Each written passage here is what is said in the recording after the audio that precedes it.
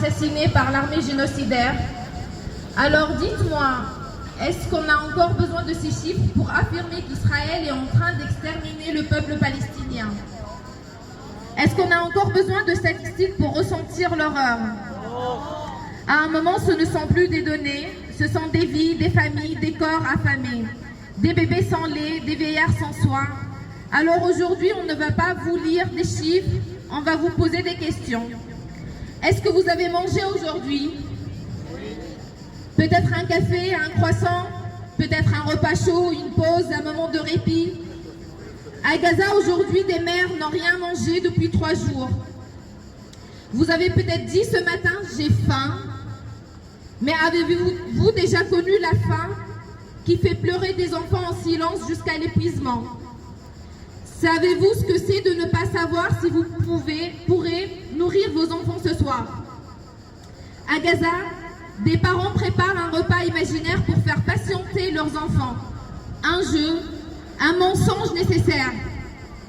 Est-ce que vous avez déjà cuit de la soupe à base d'herbes ramassées au bord d'une route ou brûlé vos vêtements pour faire chauffer de l'eau? À Gaza, on mange ce que l'on trouve. Est-ce que vous avez déjà vu votre enfant perdre du poids, devenir silencieux, s'éteindre à petit feu? Non pas de maladie, mais de faim. Est-ce que vous vous êtes déjà senti impuissant à ce point-là?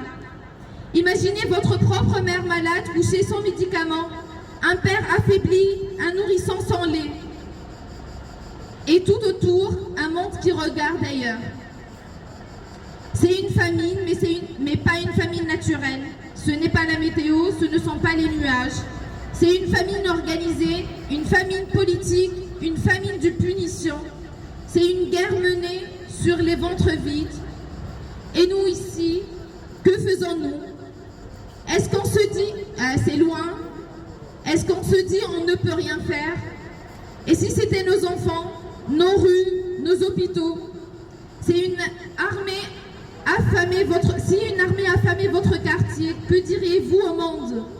Peut-on encore regarder nos assiettes pleines sans penser à celles qui sont vides là-bas? Peut-on continuer à vivre sans dérangement alors que des gens meurent de faim volontairement privés d'aide, de pain, d'eau, de soins? Ce n'est pas un appel à la pitié, ce n'est pas un cri de charité, c'est un appel à notre humanité. Tant qu'un enfant meurt de faim sous un ciel qu'empêche de s'ouvrir, nous avons une responsabilité. Et tant qu'il nous reste une voix, elle ne doit pas se taire. Et vive la Palestine!